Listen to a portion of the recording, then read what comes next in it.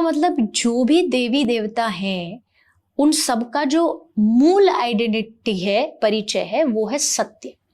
वो सच है। सत्य का मतलब होता है कभी न मिटने वाला।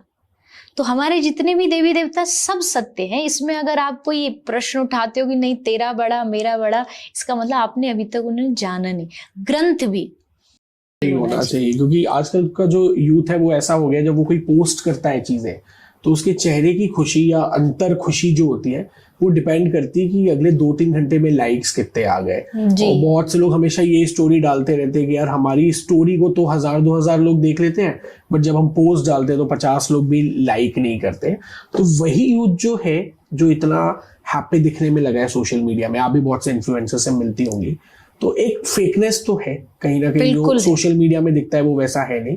और जिसके कारण एक वर्ड इंडिया में, भारत में सबसे ज्यादा आजकल ट्रेंड कर रहा है और लोग जेन्युइनली शिकार हो गए, वो है डिप्रेशन और एंजाइटी। मतलब हर यूथ को देखो तो वो बोलने लग गया है कि मैं डिप्रेशन में हूँ, मैं एंजाइटी फील कर रहा हूँ। तो ऐसी सिचुएशन आपकी भी लाइफ में आती होंगी, आपकी भक्तियां जो आपसे मिलते होंगे, तो कुछ तो बेसिक ऐसे क्या चीजें हो सकती है जो हमको बताया गया है कि आप ये डिप्रेशन और एंजाइटी से बाहर आ सकते हैं? देखिए, मुझे लगता है पहली चीज तो जो अभी मैंने बात बोली ना, डिप्रेशन पे लोग इसलिए आते हैं क्योंकि वो दूसरे पे ज्यादा डिपेंडेंट होते हैं। Dependent in the sense emotionally, उनकी खुशी दूसरों के रिएक्शन पे डिपेंड करती है। अगर सामने वाले ने आके दो उनको उल्टे शब्द बोल दिए तो वो डिप्रेस्ड हो जाएंगे। अगर उनको खुश होना है, उनके चेहरे पे मुस्कुराहट, वो भी दूसरे की वजह से होगी। हर चीज उनकी लाइफ की दूसरों पे डिपेंडेंट है, अपने आप पर वो डिपेंडेंट नहीं है। और यही कारण है कि दुनिया को आप कंट्रोल तो कभी नहीं कर सकते, दुनिया के रिएक्शंस को आप कंट्रोल नहीं कर सकते। और आप चाहते कि दुनिया की रिएक्शंस आपको खुशियां दें। आप स्टोरी डाल रहे हो, आप पोस्ट डाल रहे हो, क्यों? क्योंकि आपको वहां से लोगों का रिएक्शन चाहिए और अच्छा चाहिए कि वाह क्या कमाल कर दिया तुम। अगर वो नहीं मिलेगा तो आपने जो वो पोस्ट या जो भी चीज डाली, आपके लिए उसकी वैल्यू जीरो हो गई। आपने जो मेहनत करी, आपने वो जो काम किया, इसका मतलब है आप अपने काम से प्यार नहीं करते। अगर काम से प्यार करते तो आपके लिए खुशी वो देता कि मैंने मेहनत करी, मैंने काम किया, वीडियो बनाई, मैंने डाला। अब कितनों ने देखा, कितनों ने नहीं देखा, ऑफ कोर्स ऑटोमेटिकली ज्यादा देखेंगे तो खुशी होगी, बट नहीं देखेंगे तो भी आपको निराश नहीं होना चाहिए, क्योंकि आपने अपना 100% दिया, आपने अपनी मेहनत की। एग्जैक्ट सेम ये रिश्तों में भी इम्प्लीमेंट होता है। आप अपनी तरफ से रिश्ता पूरी तरीके से निभा रहे हो, सामने वाला होगा जो कई बार रिस्पॉन्स ठीक नहीं देगा, जो आप चाहते हो वैसा सामने से रिएक्शन नहीं आएगा, तो क्या डिप्रेस्ड हो जाए? क्या जीना छोड़ दें? रिश्ते टूट जाते हैं ऐसे में तो। रिश्ते टूटते हैं। और पहली बात तो आपको ये समझना होगा, देखो दुनिया का हर रिश्ता जो होता है वो अपनी मर्जी से चलता है। सामने वाले से आप मैं जैसा चाहता हूं वैसा फोर्सफुली करा नहीं सकते। आप कंडीशंस नहीं रख सकते रिश्तों में।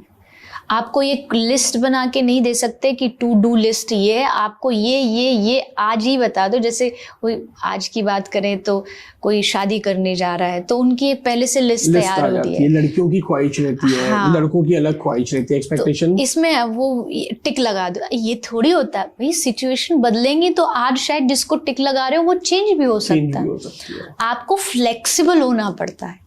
रिश्ते निभाने का बेस्ट पार्ट इज फ्लेक्सिबल होना। शायद यही कारण है कि अब रिश्ते ज्यादा टूटने लग गए हैं पहले की अपेक्षा। क्योंकि सब एकदम सबके भीतर एक फर्मनेस आ चुकी है।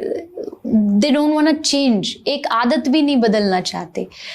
मैं ये नहीं कहती कि अपना अस्तित्व किसी के लिए बदल दो, मतलब अपना जो आपका जीने का तरीका है, जो आप चाहते हो वो नहीं, बट कुछ चीजें अगर संसार के रिश्ते जो हैं वो अगर निभाने हैं तो ऑटोमेटिकली हमको थोड़ा चेंज करना पड़ता है।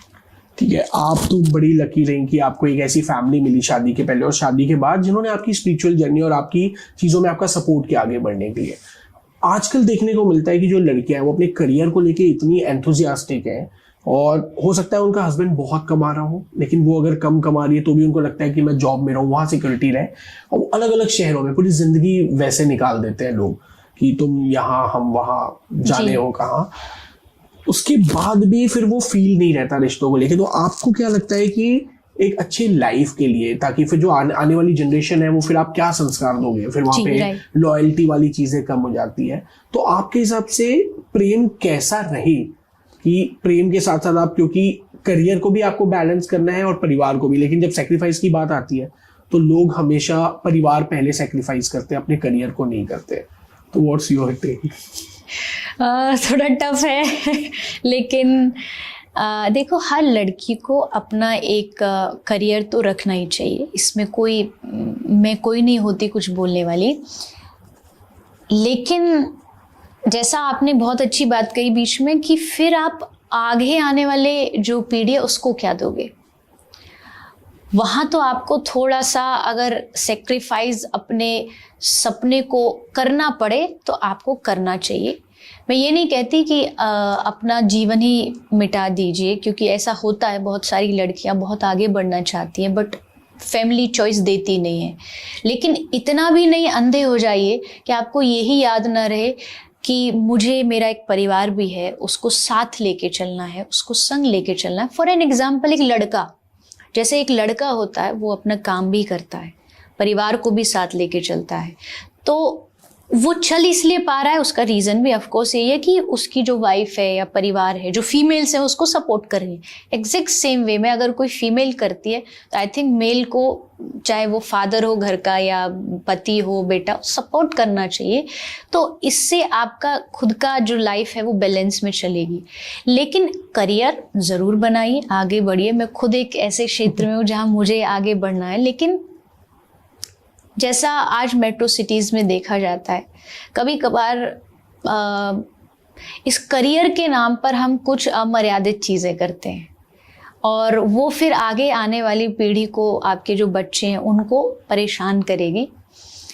एक कोट में, कथा में कहती हूँ, बस हो सकता है इससे कुछ लोग ऑफेंड भी हो जाएं, स्पेशली लड़कियाँ, बट है एक कोट जिसमें कहते हैं कि आगे आने वाली जो पीढ़ी होगी, आगे आने वाली पीढ़ी माँ के आंचल का सुख नहीं ले पाएगी। पहले के ज़माने में सबसे ज़्यादा सुकून लोग कहते थे माँ के आंचल में मिलता है। कोई दुखी परेशान आया, माँ ने बिठाया गोदी में, ठीक हो गया। तो आगे आने वाली पीढ़ी माँ के आंचल का सुख नहीं ले पाएगी, क्योंकि जीन्स पहनने वाली माँ आंचल कहाँ से लाएगी? क्या बात। तो उसके पास है ही नहीं। मैं ये नहीं कहती कि आप जो आज का टाइम है उसके साथ मत चलिए, चलना पड़ेगा क्योंकि टाइम की मांग है। लेकिन अपने जो कल्चर है उसको भी तो मत भूलिए। उसको मिटा दोगे तो फिर आप जिस चीज़ के पीछे आप भाग रहे हो वो आपको वही लेके जाएगा, डिप्रेशन, एंजाइटी। आपके पास पैसा बहुत होगा, आपके पास नाम बहुत होगा, पर एक जो अंदर का सुकून है वो नहीं होगा। उसके लिए तो आपको थोड़ा सा अपने जो कल्चर है, जो ट्रेडिशन है, अपनी जो फैमिली है, अपना जो परिवार है, उसको साथ लेके चलना पड़ेगा। जैसा कहा जाता है ना कि ईश्वर ने पुरुष और महिला दोनों को बनाया और दोनों की अपनी एक स्पेसिफिक कैरेक्टरिस्टिक होते हैं। लेकिन बहुत सी बार देखा जाता है कि महिलाएं जो हैं वो एक फेमिनिज्म का या वुमेन एम्पावरमेंट के झंडे को लेके आगे जाती है, जो कुछ हद तक सही भी है। लेकिन फिर वही चीज जब उनपे रिस्पॉन्सिबिलिटी लेने की बात आती है, किसी चीज को ओन करने की बात आती है, तो फिर वो एक बोला जाता है कि फेमिनिज्म का या फीमेल कार्ड भी खेलती है। और आजकल का जो एक यूथ है वो LGBTQ कम्युनिटी एक बहुत छोटे छोटे सोशल इशू को लेके बहुत जागरूक हो रहा है। और वो ये तक कह देते हैं कि भगवान शिव जो है वो भी अर्धनारीश्वर थे, तो जब उनको आप एक्सेप्ट करते हैं तो हमको क्यों नहीं करते। तो आपके पास भी ऐसे बहुत से डिवोटीज आते होंगे, आपके फैन होते होंगे जो इस तरीके के डिफरेंट पॉइंट ऑफ व्यू लेके आते हैं शायद, जिसमें आप भी कुछ बार सहमत होते होंगे, कुछ बार नहीं होते होंगे। तो आप कैसे बैलेंस बैठाते हैं इन चीजों पे, और आपका क्या टेक होता है कि यार ये चीजें किस हद तक सही है, किस हद तक नहीं है? देखिए, पहली चीज तो कभी भी अपनी जो लाइफ से जुड़ी चीजें होती है ना, उसको कभी किसी देवता या भगवान से कंपेयर नहीं करना चाहिए, क्योंकि उनकी और हमारी क्लास बहुत अलग है। और अगर कंपेयर कर भी रहे हो तो पहले उनको पूरा जान लो, पहले उनको पढ़ लो, उसके बाद ये कंपैरिजन का झंडा लेकर के आगे चलो। बात रही जैसे आपने इश्यूज के बारे में बोला, LGBT कम्युनिटी के बारे में बोला, देखो मैं बहुत डीपली तो नॉलेज नहीं रखती, बट इतना ज़रूर है कि हो सकता है नेचर, प्रकृति ने किसी को कैसा बनाया हो, एंड आई एम नोबडी कि उस पर मैं क्वेश्चन उठाऊं या उंगली उठाऊं, पर इतना कह सकती हूँ कि कुछ चीज़ें ऐसी होती हैं जो हमारी मन मर्जी की होती हैं और हम फोर्सफुली उनको राइट्स का नाम देकर के जबरदस्ती झंडा खड़ा करते हैं। अमर्यादा को आप सिर्फ फेमिनिज्म का झंडा ले रहे हो, आप ह्यूमन राइट्स का झंडा ले रहे हो और आप कह रहे हो कि जो हम गलत कर रहे हैं वो भी सही है, तो ये तो मुझे नहीं लगता मैं इसमें कहीं भी समर्थ करती हूँ, अपना सपोर्ट करती हूँ। कुछ गलतियां हमारी खुद की होती हैं, या अगर एक शब्द में यूज करूँ थोड़ा हार्श है, बट कुछ हमारी अंदर की वासनाएं होती हैं, काम होता है, कुछ हमारी फिजिकल नीड्स होती हैं और उसको हम फिर ये राइट्स के चक्कर में कुछ भी कहीं भी गलत ले जा रहे हैं। आज का यूथ ले जा रहा है, कहीं भी 2 लड़कियों से बात कर रहा है या फिर 10 लड़कियों से बात कर रहा है, फिर वो लास्ट में जाके उसको नए नए नाम दे देते हैं कि वी आर जस्ट ट्राइंग, वो देख रहे हैं। तो ये तो इतना जीवन जो हो गया, ये तो पूरा अमर्यादित जीवन हो गया, डिसिप्लिन है ही नहीं। हर चीज केवल मेरी मन में है, मुझे अच्छी लगती है तो वो सही है, ये जरूरी नहीं। उसके कुछ नेचर ने रूल बनाए और कुछ कॉन्स्टिट्यूशन ने बनाए, ये दोनों रूल्स आपको फॉलो करने पड़ेंगे। फेमिनिज्म की जहां तक बात आती है, मैं खुद एक लड़की हूँ, मैं खुद सपोर्ट करती हूँ, मैं खुद कहती हूँ कि बच्चियों को पढ़ाओ, बेटियों को आगे बढ़ाओ, उनको आज़ादी दो, उनको फ्रीडम दो। पर मैं एक बहुत छोटी सी बात बताती हूँ। एक छोटा सा गांव, किसान का घर, माँ बाप जिनके घर परिवार का कोई बेटी कोई बच्चा कभी बाहर नहीं गया पढ़ने, उन्होंने हिम्मत की कि मैं अपनी बच्ची को, मैं अपनी बेटी को शहर पढ़ने भेजूं। उन्होंने कर्जा लिया, लोन लिया, बच्ची को पढ़ने भेजा, वो शहर आ गई। शहर आके 1-2 साल वो रही, साल बीतते गए। अब जब वो अपनी बेटी को देखते हैं कि कहीं वो सड़क पे जा रही है और फेमिनिज्म के नाम पर पूरी सड़कों पे वो स्मोकिंग करती जा रही है, और फिर वो कहती है मैं किसी मर्द से कम थोड़ी हूँ। तो आप सोचो उस पिता पर जिसने अपने जीवन का सब कुछ लुटा दिया, उस पर क्या बीतती होगी। आप सिर्फ गलत काम को करने के लिए अपने आप को पुरुष से कंपेयर नहीं कर सकते। मैं एक बहुत छोटी सी एग्जाम्पल से बताती हूँ कि देखो, पुरुष जो है वो एक लोहे की तरह है और लड़की जो है वो एक हीरे की तरह है। हीरे की कीमत लोहे से ज्यादा होती है, कीमत ज्यादा है इसलिए उसकी सिक्योरिटी भी ज्यादा होती है। आप लोहे के बाजार में कहीं भी आपको पड़ा दिख जाएगा, पर अगर आप एक डायमंड रिंग रखोगे तो उसको घर में बहुत सारे तालों में बंद रखोगे, लॉकर्स होंगे, उसमें भी फिर एक अच्छा सा डब्बा होगा, मखमल का कपड़ा, उसमें जाकर के आप रखते हो।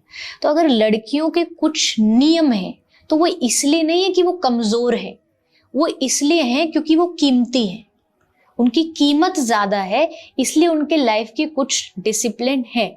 शास्त्र कहता है, मैं किसी और की बात नहीं करती, शास्त्र में लिखा है एक लड़की जब छोटी होती है तो पिता के संरक्षण में रहती है, बड़ी होती है तो पति के संरक्षण में रहती है, और बड़ी होती है तो बेटे के संरक्षण में रहती है, मतलब मर्यादा में रहती है। इसलिए नहीं कि वो कमजोर है, इसलिए क्योंकि उसकी कीमत है।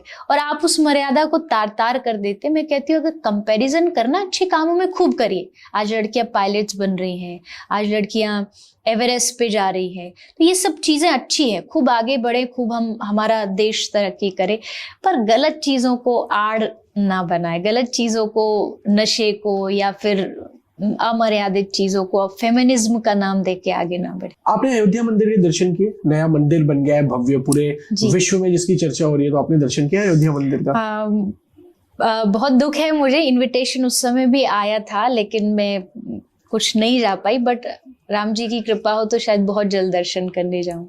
बहुत सी बार अभी ऐसा खासकर इलेक्शन के टाइम में भी देखा गया और बाद में हुआ कि हम जिस धर्म से आते हैं, हम जिस सनातन पद्धति से आते हैं, तो बहुत से देवताओं का वर्णन है, ईश्वर का वर्णन है, और हम आपस में उन्हीं में लड़े रहते हैं।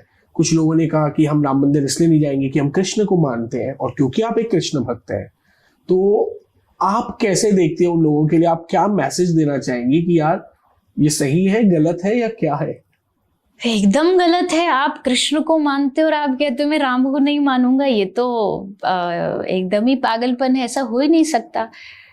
सिया राम में सब जग जानी, जब मैं राम को मानता हूं तो मेरे लिए कृष्ण में भी राम है। मैं कृष्ण को मानती हूँ तो मेरे लिए राम में भी कृष्ण है। अगर राम जी वहां श्यामल वर्ण के मुस्कुरा रहे हैं तो मुझे ऐसे लगता है कि ये हमारे वृंदावन के बिहारी जी मुस्कुरा रहे हैं। कोई अंतर नहीं है। अंतर करोगे तो कभी भी अपने धर्म को नहीं समझ पाओगे। हाँ, एक लगाव होता है, लगाव मेरा कृष्ण जी से ही रहेगा, ताउम्र रहेगा, वो कोई खत्म नहीं कर सकता। पर मुझे पता है कि वो ही सब में बैठा है। तो वो अगर मैं राम मंदिर की बात नहीं, दुनिया के किसी भी धर्म के कोने के किसी भी मंदिर, मस्जिद, गुरुद्वारे कहीं चले जाओ, मुझे वहां अपना कृष्ण ही दिखेगा। तो अपनी, या तो अपने भगवान में, अपने जिस भी देवता में, देवी में आप मानते हो, उसमें निष्ठा या तो इतनी रखो कि आपको हर जगह वो दिखे। लेकिन आप अगर उसको भेदभाव कर रहे हो, आप ये कह रहे हो नहीं तुम्हारा वाला ठीक नहीं हमारा वाला ठीक है, तो ऐसा नहीं होता। सब भगवान के रूप पर अनेक हो सकते हैं, अलग अलग हो सकते हैं, पर तत्व एक है, मूल एक है कि वो एक शक्ति है। जैसे मैं कथा में बोलती, देखो भगवान कृष्ण कौन है? सच्चिदानंद रूपा, भगवान को सच्चिदानंद कहा गया है। राम कौन है? राम के लिए भी कहा है राम सच्चिदानंद दिनेशा। भगवान शंकर के लिए सारी दुनिया गाती है सत्यम शिवम सुंदरम। सिख धर्म में आप जब जाते हो तो वहां जैसे ही मिलते हैं तो सब लोग कहते हैं सत श्री अकाल, आद सच जुगाद सच, हो भी सच होसी भी सच। तो वहां भी सत्य है। मतलब जितने भी भगवान हैं, देवी माँ दुर्गा को कहते सांचे दरबार की जय, वो भी सत्य है। तो इसका मतलब जो भी देवी देवता हैं उन सबका जो मूल आइडेंटिटी है, परिचय है, वो है सत्य, वो सच है। सत्य का मतलब होता है कभी न मिटने वाला। तो हमारे जितने भी देवी देवता सब सत्य हैं। इसमें अगर आप कोई प्रश्न उठाते हो कि नहीं तेरा बड़ा मेरा बड़ा, इसका मतलब आपने अभी तक उन्हें जाना नहीं। ग्रंथ भी, एक कोट मैंने कहीं पढ़ी थी कि लाइब्रेरी में, किताब घर में रखी हुई गीता, कुरान, गुरु ग्रंथ साहिब, बाइबल, ये आपस में कभी नहीं लड़ते। जो इनके लिए लड़ते हैं वो इनको कभी नहीं पढ़ते। बस लड़े जा रहे हैं, बस लड़े जा रहे हैं कि भाई तेरा छोटा है धर्म, मेरा वाला बड़ा। ऐसा नहीं होता। सबके अपने अपने इंटरेस्ट है, रुचि है। मुझे मेरे में ज्यादा इंटरेस्ट है, वो आप रख सकते हो, उसमें गलत नहीं है। लेकिन सम्मान और प्रणाम सबका होना चाहिए। क्या बात है।